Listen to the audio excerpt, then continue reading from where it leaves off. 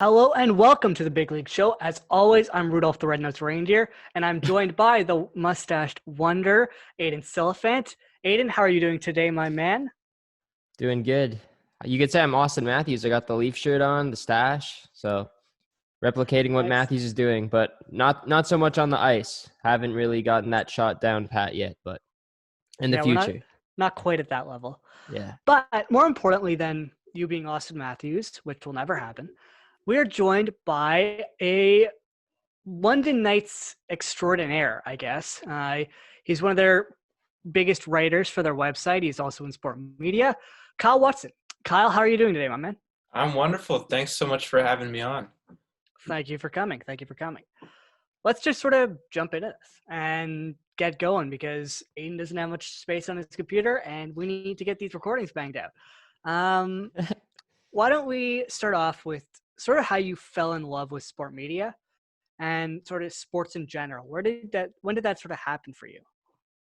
Well, for sports, it was kind of a natural attraction to me. I'm sure a lot of people have this experience where, like, my dad played hockey. My brother was playing hockey. He's a couple of years older than me.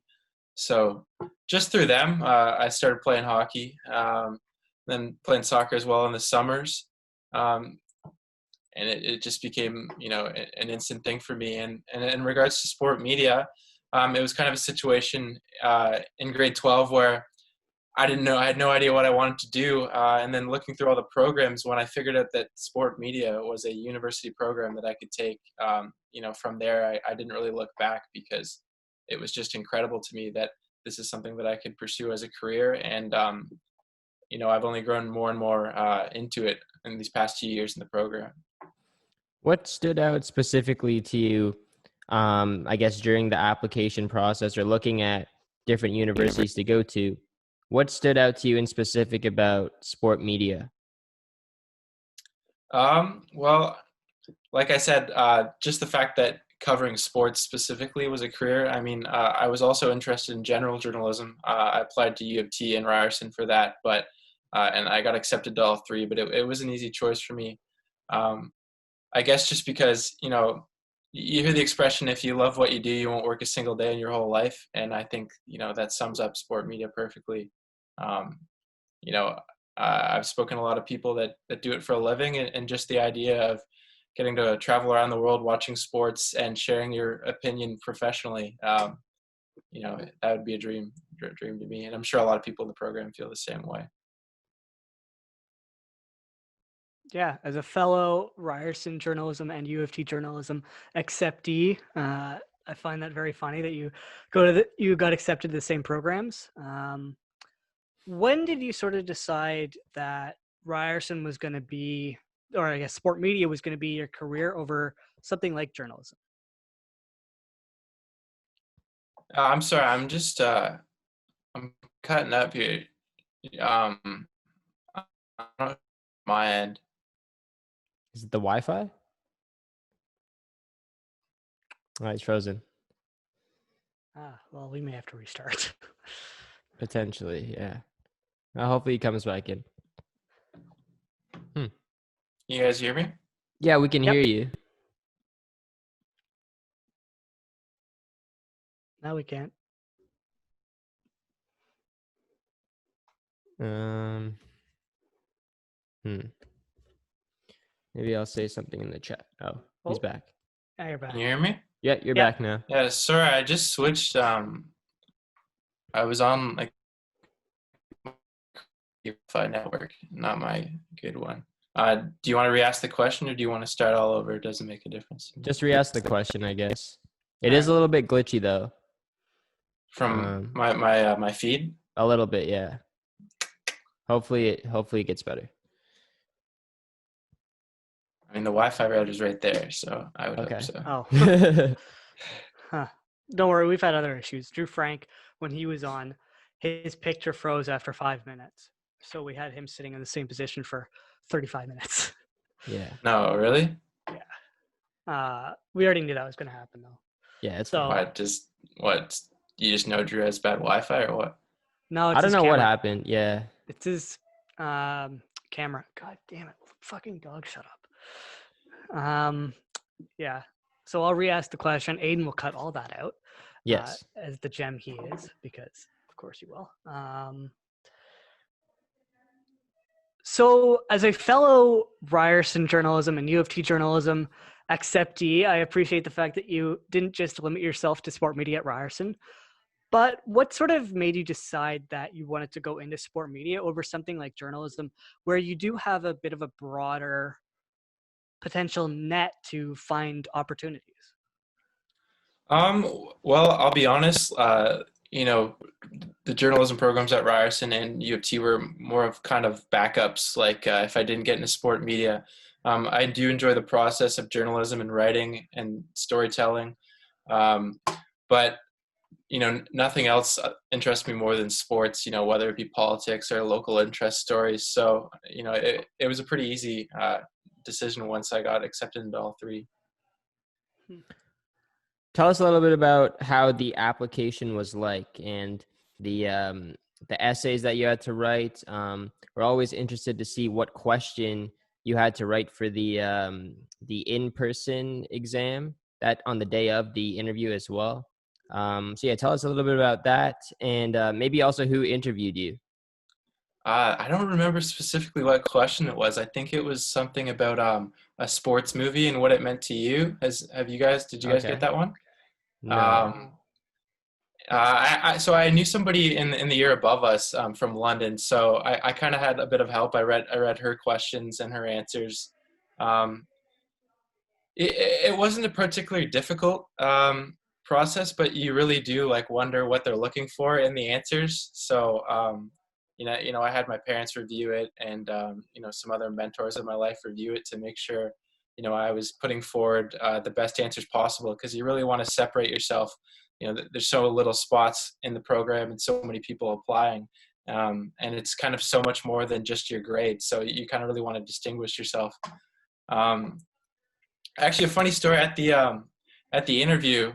I remember everybody showed up, and you know, a couple guys had golf shirts on. You know, one guy was in sweatpants, and I had spoken to a person at the university fair who said, "Just show up in a suit, like you'll blow them away." So there I was, full suit and tie, and I'm sitting next to kids wearing sweatpants. So no one said anything, not in the interview or anyone, but I did feel overdressed. Um, Yeah, I and wore a suit. That's what they yeah, told me to okay. do as well. So did Yeah, I. and I guess Yeah, here there you we go. are in the That's why we got program. in. So yeah, right. Yeah. I don't think sweatpants got. Wear a suit, I you're don't really. guaranteed to get in. Yeah. But Basically, yeah. I had Dr. Forrester as my interviewee, Okay. and it was interesting.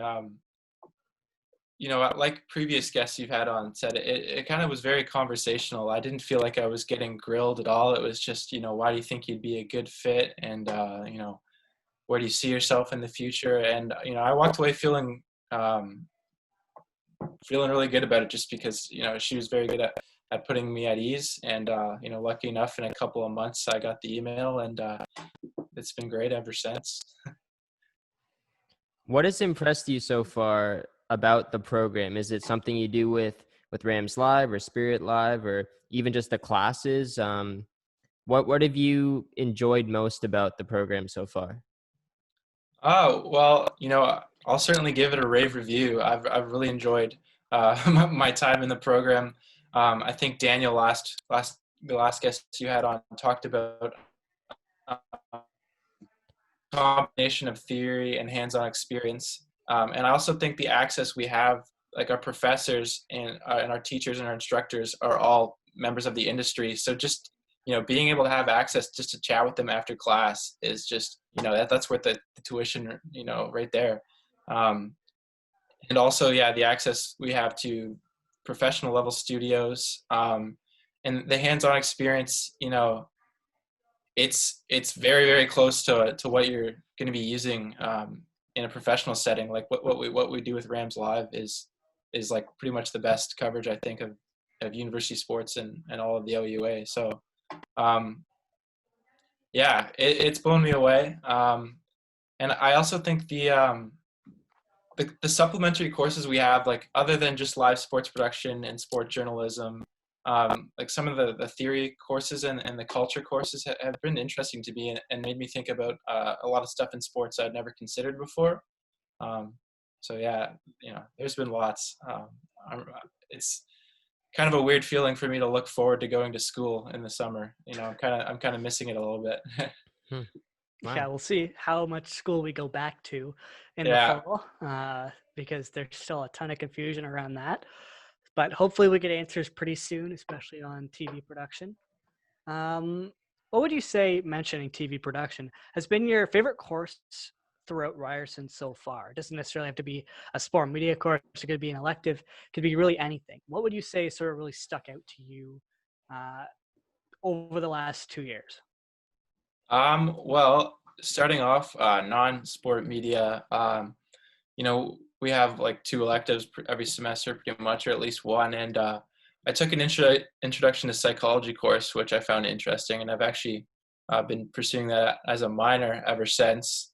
But in the sport media classes, I really like sport journalism with Dan Berlin. Writing is what I do the most. And I found it's really helped me like refine my skills and make my articles just a bit more professional with proper formatting and proper writing structure.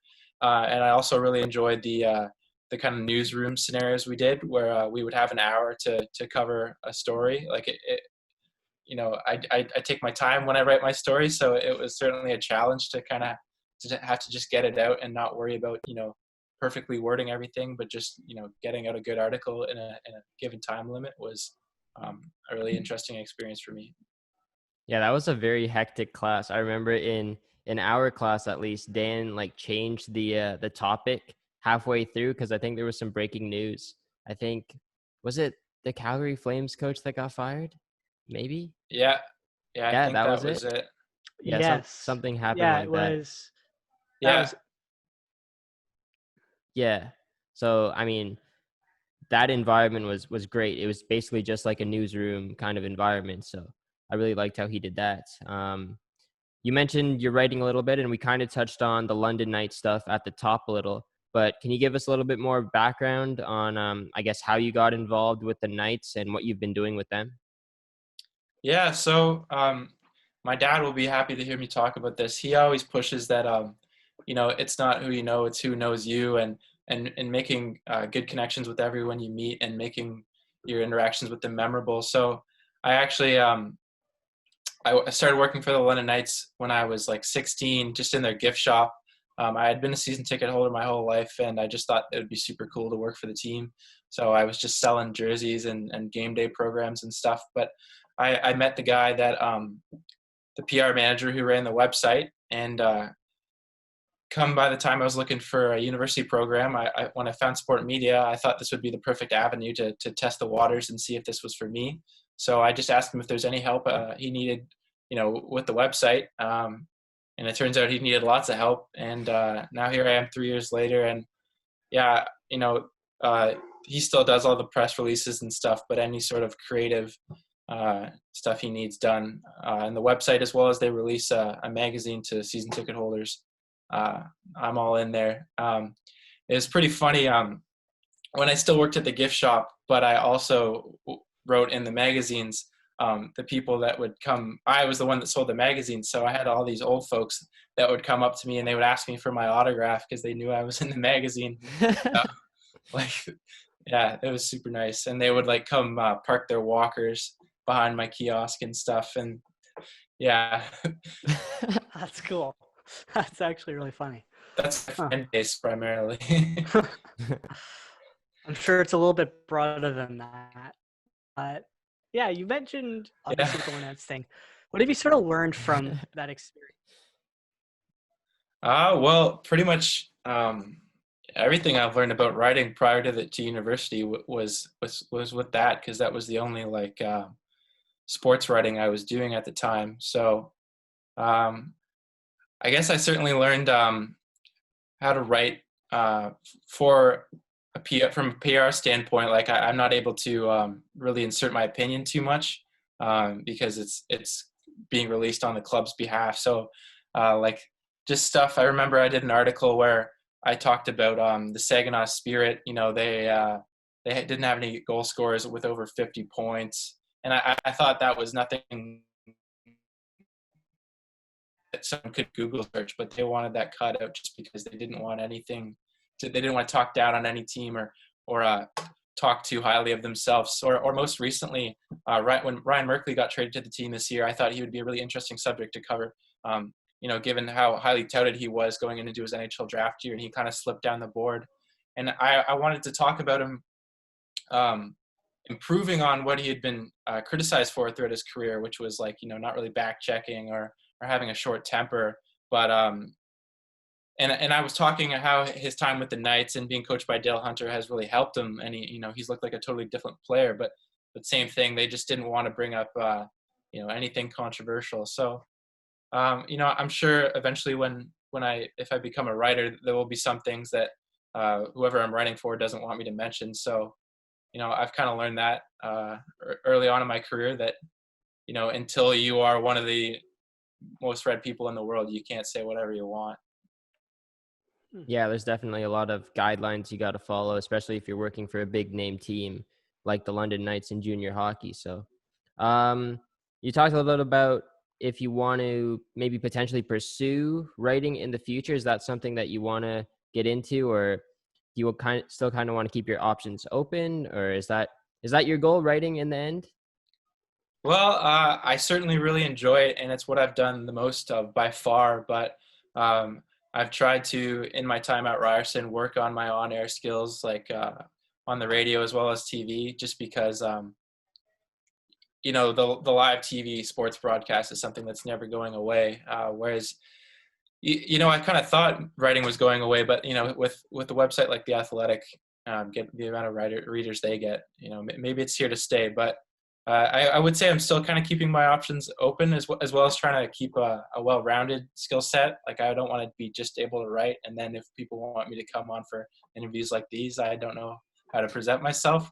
But yeah, I would say right now I'd probably like to be a writer.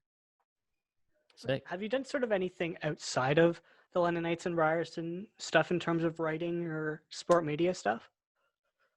Briefly, in that same year, my year in between high school and sport media, a gentleman that worked for the London Knights as their YouTube host, he had a website called The Puck Show. So I wrote like half a dozen articles in there, but it was the same thing, kind of right into mom and dad and family and friends. Like, didn't get a lot of readers, and they shut down. And as well, this past summer, from April to June, I was on Rogers TV here in London on a show called The Home Team, where we just kind of covered local sports. So I did 4 interviews for them. I think I saw some of those on your Instagram. Yeah, it was fun. It was a little more difficult to interview for TV than it is just to interview for an article that you're going to write, because you kind of get one shot there. You can't mess up when you don't want to waste the athlete's time doing 4 or 5 takes. So yeah, I've done more than just the London Knights. I'm trying to, like I said, diversify my skill set and not just be able to write about one team and only be able to write about sports as opposed to speak and be on air. So Yeah, I think that's one of the biggest things that we learn going into Ryerson. You do need to diversify with the way that this industry is going. We're not all going to be just solely on air. When you go on air, you also have to know how to edit, how to write, have to do a ton of other things. And it sounds like you've been doing that with your diversification. Yes, that's a word.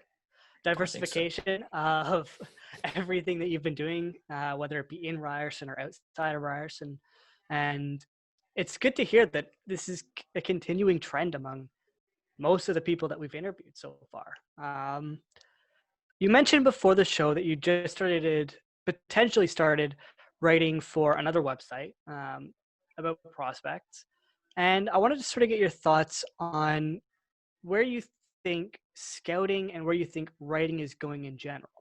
Because obviously with the pandemic, people are watching and reading a lot more written content because there's nothing to do. So how do you see this pandemic sort of helping you and potentially the industry and everything sort of in general? Well, Pretty much the primary people that cover prospects are all blogs and written coverage. Dobber Prospects, Future Considerations, HockeyProspect.com, and the only people that are really producing videos about prospects is like your TSNs and your Sportsnet, and they really only do like 3 or 4 draft guides a year, and then you'll have their draft experts like Craig Button or Sam Cosentino come on every once in a while, on Sports Center or whatever before the World Juniors. So I would say currently as it is, it's mostly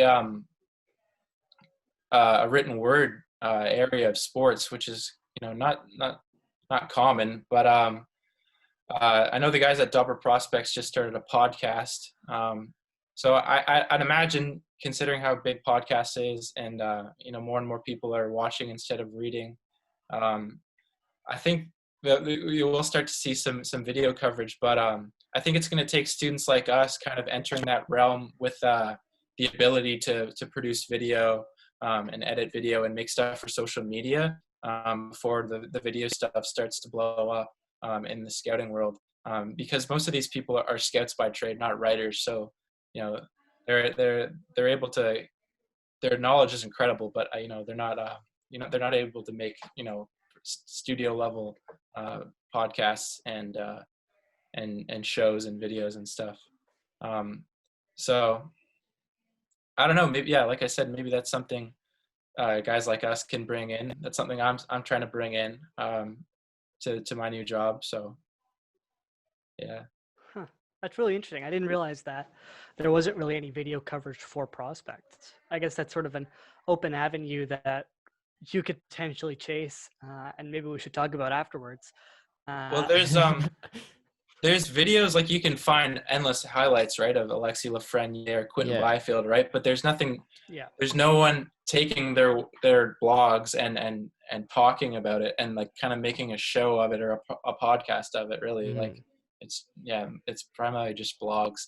I guess it's hard to do, especially because like the demographic for people who watch junior hockey is kind of very specific. Like if you're not in Canada, people might not relate to it as much in terms of like the OHL, WHLQ, MJHL. So it might be hard to like bring that content to the US and get people to watch it. But it is interesting. It would be a really cool idea if even you, Kyle, started something like that, breaking down prospects in junior hockey, because you'd be really good at that if you ever wanted to do a podcast or a visual component. I think we're wrapping up kind of this interview a little bit here. So I wanted to ask you what advice you would have for someone entering the sport media program. Well, the first thing, as we've talked about a lot, is to, everyone kind of comes in with what they want to do. Everyone wants to be on air or be a writer, or I don't know, some people might want to be a producer, but I think it's important to get dip your feet in the water in all areas of the industry, not only just to see if there's something else that you might like, but also just to have an understanding of the role of the people that you might be working with. Like, you might not want to grow up and be a font coordinator, but it's important if you're in the same room as them to know their role, and not just know their role a little bit, but like have experience with it. And also I would say it's important to learn how to work well in a group. That's something I struggled with. I'm kind of like an independent worker. I always was in school, but so it was tough for me to learn to listen to everybody's ideas and kind of agree on one thing and see out a project that way. Because when you have a deadline for something to be due, you can't waste time bickering over whose idea is best. You kind of just have to take one and run with it. So that's what I've had to learn the most anyway. Yeah, and like I've worked with you first year on some projects, and I really have seen that sort of development in you. And first year wasn't necessarily the most reliable person at times, but overall, like you've really improved in that atmosphere. Environment. Environment. That's what I was looking for. Environment, and it's shown that personal growth is really important, and you've grown a lot.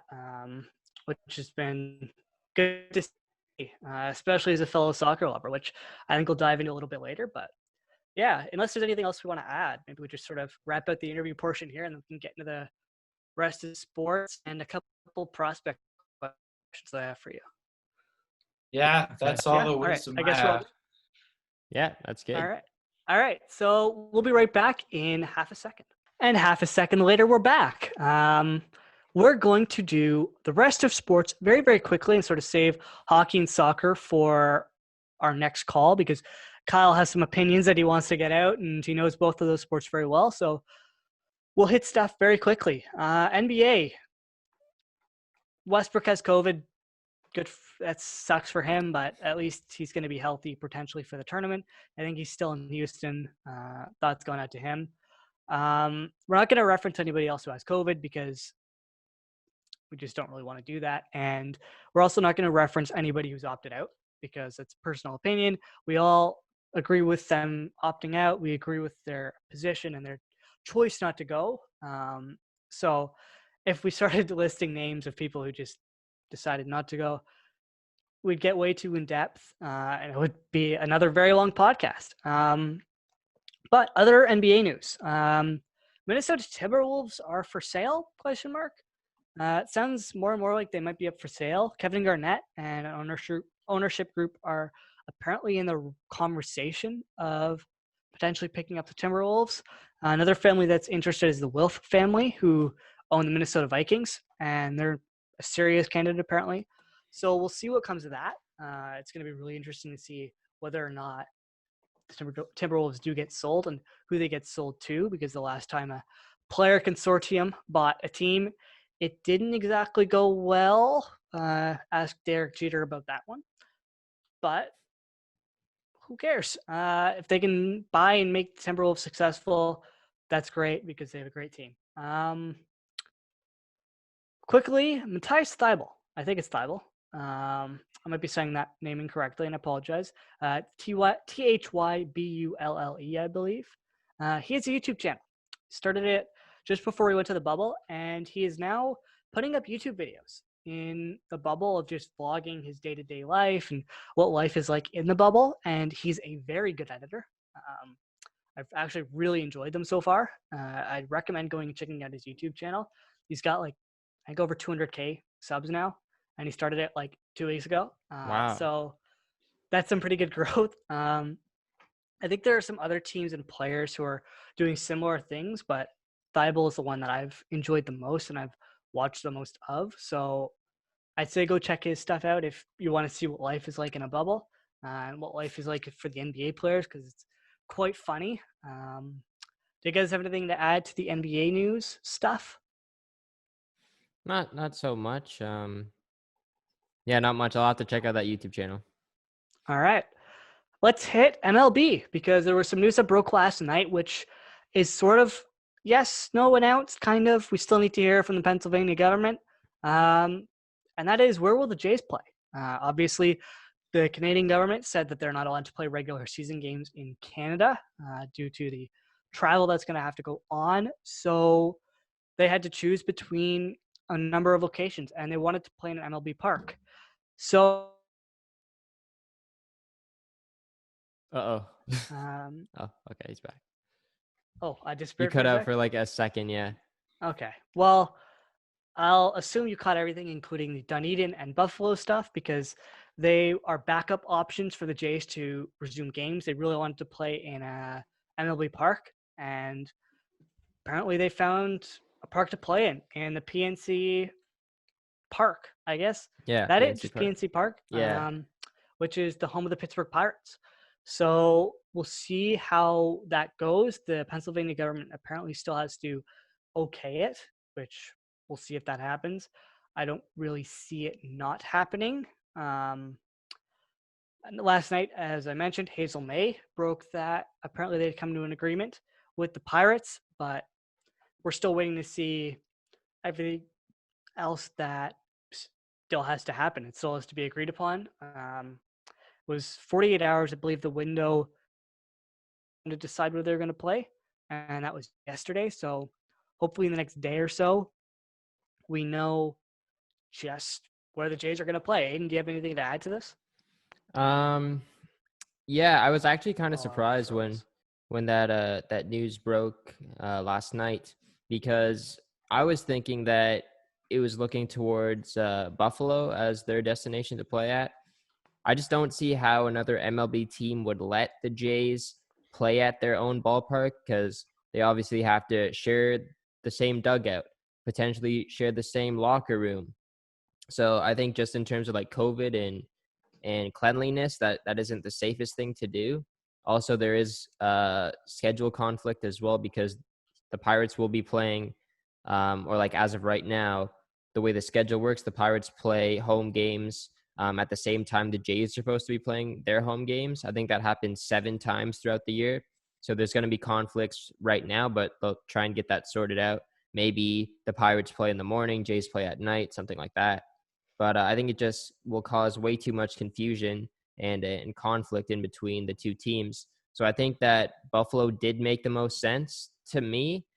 I think the one thing that is a negative for Buffalo is the fact that it's not an MLB ready stadium yet, but they could make adjustments to improve the stadium, like in terms of lighting and field dimensions.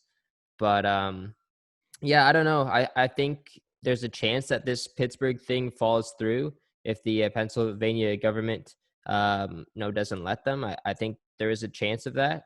And I do think there's also a chance of them flip-flopping between different stadiums during the season for any reason. Maybe there's an outbreak of COVID cases for the Jays or Pirates, and they're forced to do that. But yeah, that's really it. It was really surprising to me yesterday. I don't know if it caught you off guard, Connor. Not really. It sounded more and more like this was going to be a possibility or what was going to happen in terms of them going to Pittsburgh. So I'm not necessarily surprised by it. I think it's a good decision ultimately. Pennsylvania, I guess I'm not sure in terms of how their COVID situation is, but if they're able to split the ballpark, why not? It just requires a lot more cleaning. And I assume the Jays will pick up part of that cost, which might be why Pittsburgh's so into this, because it'll cost them less with the Jays paying more, maybe like rent or something. Yeah. But I think it makes sense. I don't have an issue with it. All you do to adjust game times is have one game in the afternoon and have one game at night. And it's a very simple fix in my mind. But we'll see whether or not Pennsylvania allows it. Kyle, do you have any sort of thoughts on sharing a stadium with 2 Major League Baseball teams? Well, I just wonder how the Toronto players are feeling about going down into the States in the middle of all the like how many cases are going on right there. Like, I was surprised to see that Toronto's playing in Pennsylvania and not maybe the other way around. Yeah, Interesting. not wrong on that statement. MLB probably should have gotten with a bubble format, but Yeah, I don't know why they're traveling. It doesn't make sense to me. But because the Players Union and MLB hate each yeah, other. correct. Yes. That fun stuff. Let's divert from baseball and let's hit. I want to touch on Mookie sorry. Betts just Okay. very quickly, because he got traded to the Dodgers last offseason. Obviously, one of the best players in the game, MVP caliber. It's looking like he's going to get a 10-year contract extension for over $300 million with the Dodgers, and that news might break today. So, yeah, keep an eye out for that. I would love to be Mookie Betts. I'll tell you that much. It's a pretty good payday right there. Let's dive into a league that could use that kind of payday in the CFL, because they're not in a good place right now. That's probably putting it very lightly. They've asked for a bailout from the government, which we've touched on in previous episodes, so we won't dive into that stuff. But they did announce where if they did resume games, they would be playing them in a bubble, which is Winnipeg. I guess that makes sense. I don't know if you guys have any sort of thoughts on choosing Winnipeg as a hub city. I don't think Manitoba has been hit very hard by the virus, so I guess it makes sense. Just players don't exactly love Winnipeg in other professional sports, so maybe it's the right decision. I don't know. What do you guys sort of think about that? As long as it's not Toronto or Edmonton, I'm okay with it. Toronto is not a possibility due to them having BMO Field in that bubble. So that was sort of ruled out from the beginning. Edmonton, I guess Edmonton could have been possible, but I guess just I don't know. because they're already hub cities for the NHL, I mean, I don't think Yeah, it'd be good to have even more teams going there. as we look at Florida, where the NBA and MLS are sharing a bubble. True. You're right. Yes. Yeah. What else do we need to add around that? Oh, right. Very quickly in terms of CPL, which I know we've never talked about CPL on here. They're apparently maybe getting closer to choosing a destination for their hub city and resuming play, although that's still very up in the air. If you want to sort of follow that stuff, follow Dwayne Rollins on Twitter. He's really good account to follow in terms of Canadian soccer news, and follows me, so I like him. Let's dive into the final little bit of CFL news quickly. In Edmonton, they've decided that they're going to change their name. That's sort of been a controversial opinion recently about whether they would and whether they should. Ultimately, I believe there was some pressure from advertisers and sponsors, which sort of pushed it over the edge. I don't have an issue with it. I think it's good to change their name. They apparently want to keep the green and gold logo and the EE initials. So we'll see what they come up with. I've seen options of like Edmonton Eagles and Edmonton Elk and things along those lines. So there's a lot of possibilities for them. Do you guys think that they should change their name really quickly? Yeah. I think they should. It's the same thing that we touched on last week with Washington. I think it does make sense to change their name at this time as well. I would like to see them keep the colors though. I am a fan of the green and gold. I was thinking Edmonton Energy. I don't know if that's a I like catchy that. name. I I think like that better than elk. Yeah. So Works that's a with their name that I logo was too. thinking. Yeah, exactly. EE, right? If they want to keep that. They could go like a sort of Charger style, maybe like an electric bolt in the side of the jerseys. That'd be cool. I like Yeah. that. That's a good shout. I haven't heard of that before. Should claim that. Copyright it. File a copyright crime. Make them buy it from you. Yeah. Kyle, you have anything to add to the CFL stuff? Yeah, I did a bit of research just out of curiosity, and I mean, Eskimo is certainly not as derogatory a term as the Washington team name, but it's something that the Inuit don't prefer to be called anymore, and I think it was actually a name given to them by the people, like the Canadians or the white folk. So I kind of agree with what Jordan Tutu said, that they should be the primary focus and nothing else, just how they feel. And if that's something they don't want to be called anymore, then a team shouldn't be able to use that as their name and profit selling merchandise off that. So, and now that I got the word energy in my head, I kind of like that name more than Eskimos anyway. Sick. I'm glad. Works with Alberta's sort of idea too. Rival the Calgary Stampeders. I like that. That's actually really good. And I like how you brought up Jordan Tutu. He's a good person to bring up, is a very vocal member of the First Nations community and Inuit community. And I couldn't agree more with what he said and what you said. Quickly before this call ends, because we only have 4 minutes left, women's soccer news. I know we don't really bring up soccer very much on this podcast. We're going to bring it up again in terms of the men's soccer after this. But women's soccer, Jessie Fleming, who's one of my favorite Canadian women's national team players. I think she's amazing. Really like a huge workhorse in the midfield for Canada and still relatively young. Has signed with Chelsea FC in the women's English league. I guess. I think is it European or English league? I can't remember. They have both, I believe. Both? Okay. Yeah, so she's signing with Chelsea, which is a big club. Joining not Buchanan. She is playing in France. Janine Becky, who plays in England as well for Manchester City. So we'll have more women's national team players heading to Europe, which is a good sign. Although some of them are still deciding to stay in North America and play in the NWSL, where there are only a couple games left, and we haven't really brought that up. But if you want to hear my sort of thoughts on that and stuff like that, you can go and check out the MLS Multiplex podcast. I know I'll shout this out way too much, but we mostly talk MLS stuff and some soccer, general soccer news on there. So if you want my soccer takes, go there. Kyle's got his own soccer show. What's it called and where can people find it? The Final Whistle. Right now we're on YouTube, but we're looking to open up to other podcasting formats just so it's easily accessible. All right. So if you want to hear soccer takes, apart from the Ballon d'Or, which we'll have after this break, you can go there and check that out. But yeah, without further ado, does anybody have anything to add to the women's soccer, Jessie Fleming, NWSL stuff? Well, I'm excited.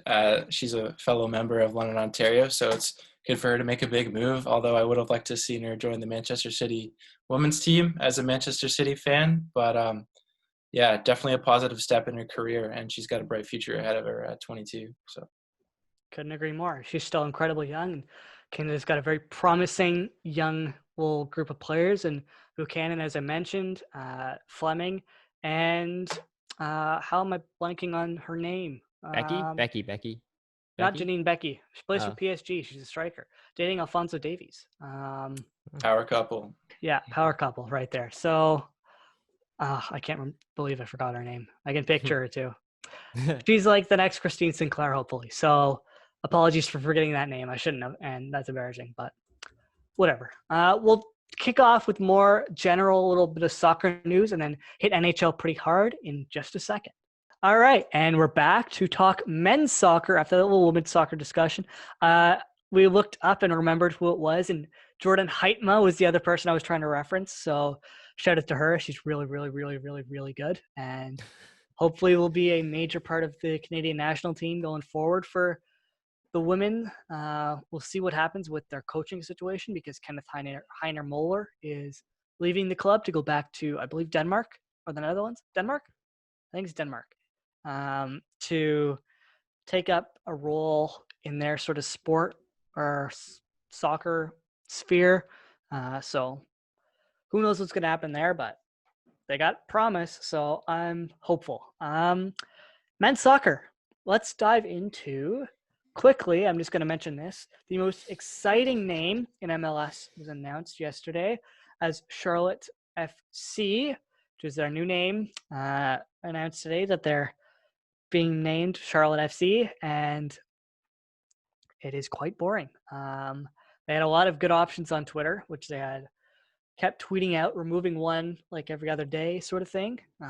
And they took off, I think, 3 total names, which were all terrible, and ended up with Charlotte FC, which I hate. And I wish it was something like Charlotte Athletic or Charlotte Town FC, something like that with a bit more creativity, but it's MLS. What did I expect?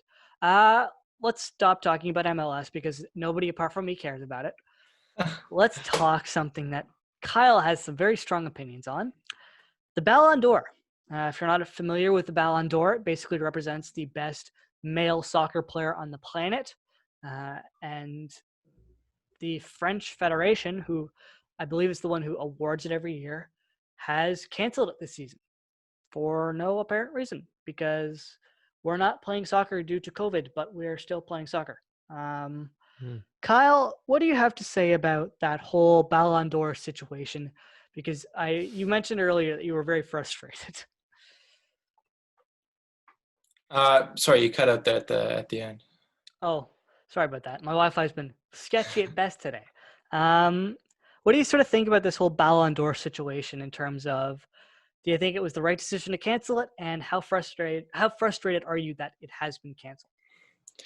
Well, it doesn't really make much sense to me that it was canceled because, like, you know, if we're going to count the soccer that's being played right now as the end of the season and write that down in history as, like, you know, as a legitimate end to the season and count everyone who wins as champions, then I don't know why there can't be a Ballon d'Or because the soccer that's being played is being considered, you know, at the same level as before the lockout or the lockdown. So as a decision, I don't really understand it, but you know, we still have the UEFA Player of the Year award, which is kind of, you know, the same thing as the Ballon d'Or. So But I know what you're prodding me at. I do think this was probably the best chance that Kevin De Bruyne will ever get in his career to win the award. So I'm a little upset. I will backtrack a bit. If the criteria for the award is who is the best football player on the planet, I still would think it should be Messi or Ronaldo every year, pretty much until they can't walk. Until But they if come to MLS, is what you mean. but Has an MLS player ever won the award? no, for good reason. no. Well, No. did Beckham ever win one before he went to the MLS? No. Like we've had guys who've won the Ballon d'Or before play here. Like we had Kaká All right. play Yeah. for Orlando City, and I don't think David Villa ever won one. No. But he was here. Andrea, Well, Gerard Lampard.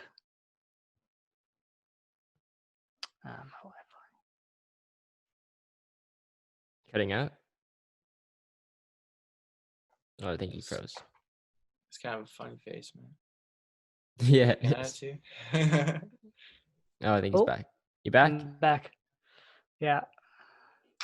When did you lose me? Gerard and Lampard. Yeah, Gerard Lampard. Okay. Yeah. I don't think they ever won the Ballon d'Or though. They didn't. I don't think they did either. No.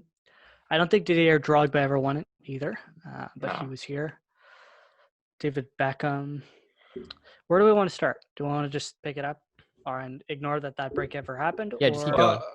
Well, right. what I was saying is, if your criteria is who's the best player on the world, then I think it should be awarded to Messi and Ronaldo. But if you kind of want to look at what they did in 2018, and they kind of gave it to the player who had the best individual season and who was most important in his team, like they did in 2018 with Luka Modric, I think this was certainly Kevin De Bruyne's best season as of yet. You look at Manchester City, definitely dropped off this year, but Kevin De Bruyne stepped up and he bested his totals for goals and assists in all competitions. And I don't think there's a single player more important to a top team than Kevin De Bruyne. I would respectfully disagree. I think it should go to Robert Lewandowski. I should have gone to Robert Lewandowski this year because he had an incredible season. He scored like over 40 goals in all competitions, maybe even over 50 in all competitions. He was integral to Bayern Munich's attack. He was like their only striker all season. They had Xerxes play a couple games, and I think they might have had Coutinho play there a couple of games, and it's striker, maybe Gnabry as well. But he was the heart of that team. Yes, he did get some. He does have a lot of good players around him, but so does Kevin De Bruyne.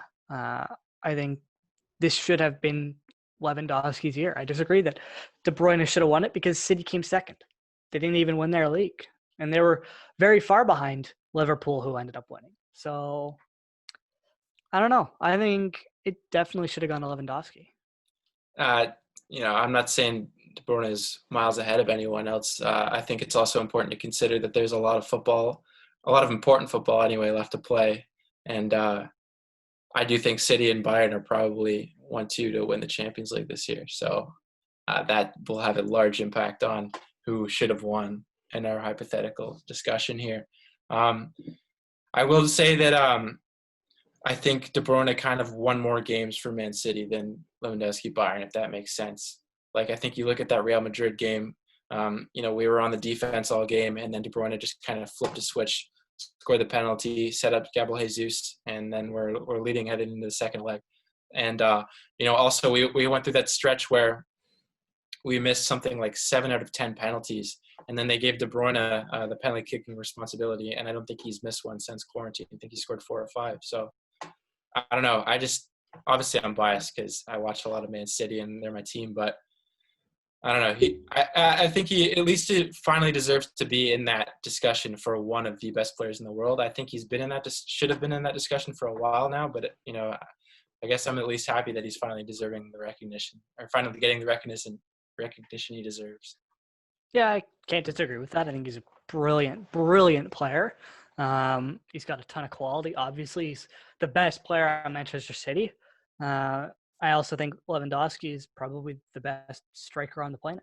It depends on if you call Cristiano Ronaldo a striker or a left winger. I guess right now he'd technically be a striker because he's sort of playing that role more with Juventus. But again, it's going to be something to watch. I do want to quickly ask you before we move on to hockey. What did you think of the Manchester City Champions League ban being overturned? Where do you sort of stand on that? Well, you know, I'm not going to come out and say I don't have my suspicions that there was some shady stuff going on, but you know, I will say that happens all over the football world. I think certainly investigation should be looked into some of the dealings that are happening at Paris Saint-Germain, given they're in a very similar boat as us when they have, you know, a prince of some Middle Eastern country as their owner. But like the verdict found that there was no tampering going on, no money being funneled into the club disguised as sponsorship funds. And the $10 million fine was just because we didn't cooperate with UEFA. But however, the details of the court case are yet to be released. So one of the possibilities is that the reason that we didn't get banned is because UEFA didn't investigate us within the 5 years after the alleged occurrence happened, which was in 2014. So it could still come out that, you know, we did break the rules, and it was just a matter of time that how we got away with it. And in that case, I would say I'm really upset. And I think that, you know, while I reap the benefits of having all this money funneled in my club, I think that they at least owe it to the fans to be respectable and not, you know, cheat. So I don't know, but you know, I guess I am glad that, you know, all our players didn't leave and Pep Guardiola didn't leave. So I don't know. I'll deal with the everyone making fun of me for the next couple of years. Well, I think I'd rather be made fun of for being a City fan because they're winning so much than be made fun of because your team is absolute crap like Manchester United. But we'll move on from soccer because we don't need to get into the City versus United debate or the European soccer debate because you could go very, very in depth on that, especially with Kyle, who follows the Premier League very closely.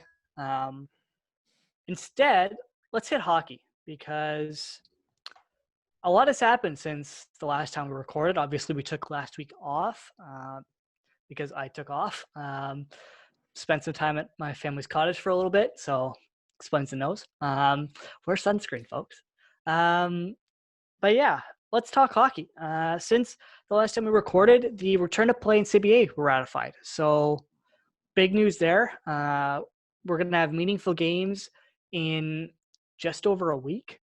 We're going to have playing games. It's going to be like 12 hours of hockey that we'll be able to enjoy. So we're starting it off with a bang on August 1st, and I'm looking forward to it. I'm sure you two are looking forward to it. We'll dive more into the tournament in a little bit.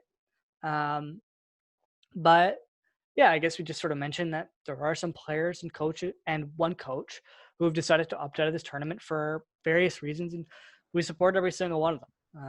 It's understandable, and we agree with it, as I mentioned earlier. So we're not going to really spend a ton of time on that because if we did, we'd go way too long, and we've already been going for a while. So let's hit news that just broke before we started recording, before we hit the tournament. In Oscar Lindblom, we mentioned in our last episode that he got to ring the bell, finishing his last chemotherapy session due to the fact that he finished his last chemo session, and he's resumed practicing and I guess gone to training camp with the Philadelphia Flyers. And today he earned a 3-year, $3 million AAV contract from the Flyers. So it's really good to see that for him. It's good to see that he's rebounding from the diagnosis and everything he's had to go through. I'm not sure whether or not he'll go to the tournament and whether it's safe to go to the tournament due to his immune system being probably not where it really should be in order to be potentially catching COVID and being put in a position where he could catch it. But it's ultimately his decision, and if he decides to go like Max Domi, we can't really stop him. So good luck to him. Good luck to Max Domi. Yeah, that's sort of the COVID stuff we have to hit. Let's talk about this tournament because it starts on the 1st, obviously, and there's at least one warm-up game, I guess. Are they calling it pre-tournament or preseason? Exhibition. Exhibition. Exhibition. All right, that's what they're using the official term for it. So, exhibition game before the tournament starts, and that's in less than a week, I believe. So, yeah, let's dive into the tournament. What do you guys think? Do you think this is going to go well? Do you think it's going to be terrible? They're already setting up the barriers at the ACC, or not ACC, Scotiabank Arena, and the Leafs training facilities. What do you guys think of this tournament? We'll start off with you, Kyle. Well, I think it's certainly going to present some new scenarios. I mean, we've never played hockey with a 30-team roster, and I believe they said you can play as many goalies as you want in the playoffs. So, I don't see anything crazy happening. I think they are providing the necessary precautions, like players are getting tested every day, and there's a person designated on every team's staff to make sure that everybody's complying with the social distancing and not leaving the bubble and wearing their masks and whatnot. But I do think that if this is the year where luck is going to play a role in the Stanley Cup playoffs, I think this might be it, just because the time period shortened so much. And are the first two playoff series still out of 5? Am I right in saying that? And just the conference finals? Just the first one? The play-in is out of 5? Yeah. But all of the playoffs are still out of 7? Mm-hmm. Yeah. But I don't know. I could still just see a team, especially like Edmonton, where they're not, among the favorites, but, they've got McDavid and Draisaitl just hitting a run of, well, I guess you don't call it a run of form in hockey, like finding a rhythm and winning this tournament. And, so we discussed before off camera that there's going to be an asterisk next to the Stanley Cup winner, but it is actually an argument whether it's, because if it's going to be easier or harder. Yeah, I think it's definitely going to be harder. I think, first of all, I agree with everything Kyle said. I do think it's going to be a lot harder because you have to play 5 rounds and not 4, and there's more teams involved. And also you're in a bubble and you have a pandemic going on. So there really shouldn't be an asterisk, but there will be. I won't consider it an asterisk, but I know so many people will. Do I think that, there's going to be hiccups along the road? Yeah, definitely. I think big name guys might test positive for the coronavirus, and it's going to drive a lot of people crazy that their favorite players won't be playing meaningful games as well in the playoffs. But that's a part of the game. That's what the NHL and the NHLPA agreed to. So I'm just glad that hockey's back a week, August 1st. So should be exciting. I do think that even looking at like the play-in round in specific, if a team gets a hot goalie or just is playing well at that time, has trained, I guess, during the quarantine, has prepared to the best of their ability, a team like you mentioned Edmonton, but maybe the team that they're playing against, Chicago, they maybe steal that series from Edmonton in a 5-game series. You never know, because they still have, a lot of experience on that team. But I do think a team like Edmonton, if they get by Chicago, they could go on a long run with their young guys and their speed. We'll see how the young guys are able to do compared to the veterans in the league, which was Connor's crunch time. I don't know, crunch time argument. Storyline to watch. Yeah, storyline to watch. Top storyline to watch. Yeah. Yeah. So, yeah, that's really it. There will be challenges along the way, but I think it's going to work out. I think there will be a Stanley Cup awarded this year. Yeah. Hopefully there will be. Hopefully we don't have an MLS situation where we have like entire teams have to be pulled out of this tournament because that could cause a lot of issues. But apart from those two teams, MLS has gone incredibly smoothly since then. So there's a positive outlook there, especially when you look at the NWSL, who's also been doing the tournament format. So who knows? Let's hit predictions before we get. Actually, we'll do predictions last. Let's do something that we haven't done with anybody before, and that's actually get their expert opinion on something. Because Kyle, obviously you write for the London Knights and you follow the OHL fairly closely. I want to know who are some OHL players, current or very, very recently in the OHL, maybe played a season in the AHL this year and might have a massive impact on this tournament? Who are some players that people should look out for and sort of watch to potentially have a massive influence on their teams? Well, I guess the name you guys will like to hear would be Nick Robertson. Had like one of the best goal scoring seasons we've seen in recent history with the Peterborough Petes. Like he carried that team. He's been practicing on the power play. I don't think he'll be on the first power play, but he could get some power play time. And I could definitely like see him contributing as a third or second line player. Like he's fully capable. He's definitely too good for the OHL. But I think, or even being used as like a 13th forward, he could come on and provide a different dynamic when the team needs it. Same thing goes for Connor McMichael, another player that's definitely too good for the OHL, but still could return next year unless he plays his way onto the Capitals in this tournament. And something to note, Lars Eller recently opted out. So that 3C role in Washington is now empty. And they have said that going forward they want to use McMichael as a center. So, it would suck for me as a Knights fan, but it'd be good to see him, make his way onto this team with a strong playoff performance. Also, Evan Bouchard, who captained the team, had 12 points in his last 14 games in Bakersfield. So I think he might see some time in Edmonton. They definitely could use some help anchoring their power play, which he's a specialist at. So, yeah, that with the extra players being added to the roster, and the injuries that could happen, I think there's a lot of guys coming from the OHL that could make a big impact this playoffs. Yeah, it's going to be really interesting to see just how well these players adapt to the change. We're not really sure where Nick Robertson's going to play if he does make the Leafs. People have been really pushing for third line left wing, but that would force one of Frederick Gauthier, Kyle Clifford, Jason Spezza, Pierre Engvall, one of them out of the lineup. And we don't know if the Leafs are necessarily comfortable with that yet, but look, he's looking very promising. As you mentioned, he had one of the best goal scoring seasons in recent history in the OHL. So if you're a Leafs fan, I'd say get psyched for him because he looks very promising and he looks like the exact thing the Leafs need. I was listening to the Leafs Report, I believe, with James Myrtle and Is it Jonas Siegel? Jonas Siegel, yeah. Jonas Siegel, thank you. I was listening to those two guys on the way back from our cottage, and they were saying that he's sort of exactly what the Leafs need. And he's looked pretty impressive in training camp.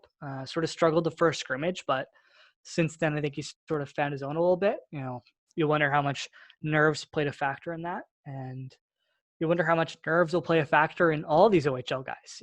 Connor McMichael is going to a team that won the Stanley Cup, like 2 years ago? Yeah. It's a big step up for him. It's going to have high expectations, and we'll see if these players are able to adapt. Let's do predictions because we are a week away.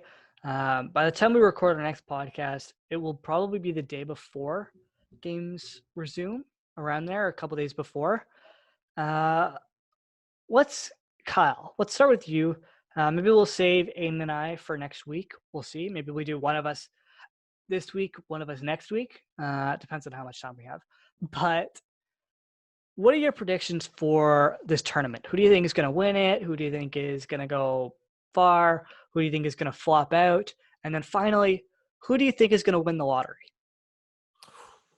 Wow, that's it's a lot. It's a 1 in 13 chance, or what? 1 in 12 chance? 1 in 12.5% chance, I think. 12.5% chance. Chance. Wow, what is that? How many times does that go into 100? No, 8? like it's 12.5 for each team. But there'll be 8 teams in contention once. Yeah. Okay.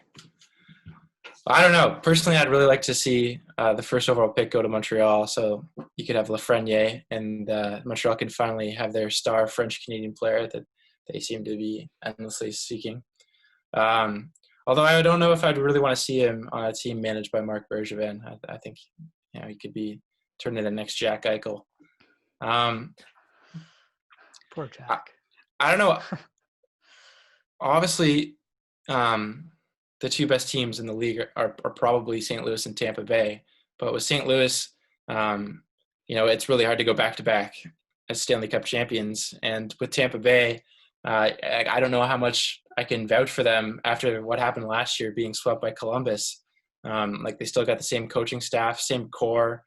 They've added a few really, really good pieces that I like in Goodrow and Blake Coleman that I think will help them a lot in the playoffs. Just having some depth on their third and fourth line. And Anthony Cirelli's had a really good year. But, I personally would really like to see a Stanley Cup final, and I think it is actually one of the more likely outcomes that you see a Colorado-Boston Stanley Cup final, and then you have the matchup of the McKinnon line and the Pasternak line. But Boston were a game or two away last year from winning it. They look just as good this year, if not better. And also the addition of Cale Makar on and Nazem Kadri on Colorado. I think they're finally a playoff contender, and they do have a couple guys added to that roster like Connor Timmins and Bowen Byram that could come in and help them out through the 4 rounds. So. Okay, so you're calling like a Boston rounds. Colorado final, maybe St. Louis or Tampa as well. Who do you think is going to win the lottery? Just pick a random team. Man, I'm gonna say Minnesota. Minnesota, I like that. Minnesota, they're gonna lose to Vancouver and they're gonna win the lottery. Yep, watch it happen. I think I always forget that team exists, really, because despite them being like the hockey capital of America, they like have been so irrelevant for so long. And I think they deserve it after, or the fans deserve it after being tied into those contracts. Man, how long's left on those Parise? Yeah, I know, right? It's like 10 years. It's nuts. Brutal. It's not a fun time to be a Minnesota Wild fan, so they could probably use that little bit of joy.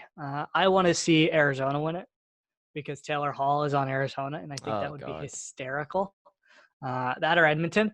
Edmonton just doing it again. That's true. Maybe Toronto. I would love to what see about it. Toronto? Yeah, we'll take it. 3 just want years of chaos. Lafreniere on an entry-level contract. That'd be nice. I just want chaos ultimately. Yeah. Just chaos is fun. I'm in the same boat as not Myrtle, Jeff Merrick. So yeah, I guess we'll do our predictions next week because we are running out of time. But we do want to say thank you. We really appreciate you coming on today. We know you got to do some work tonight, starting around 6. So we appreciate you taking 2 hours of your free time to help us out with this podcast. And we look forward to seeing what you have to do in the next few years and what you are going to accomplish in the next few years, because you're doing some really cool stuff with London, and we really appreciate you coming on. So thank you. Could you shout out? I'm just going to let you do this all. We forgot about one thing. Oh, what did we forget about? Forgot about hot takes. Oh, yeah. We do hot takes at the end of every show. Right. I gotta So pull one out of my, where. yeah, exactly. We all do. Because clearly I didn't think of one if I didn't even remember we had the segment. I'll say mine first just to get it out of the way. Baseball season starts on Thursday. Jays start on Friday. And my hot take is that the Jays will make the playoffs this year. They sneak into a wild card spot and they make the playoffs. Assuming that we get to a playoffs. Yes. Okay. I'll give Kyle more time to think, and I'll make up one on the spot. What do I think is a hot take? Let's go. I'm not going to do MLS because that's not fun. Let's do NHL.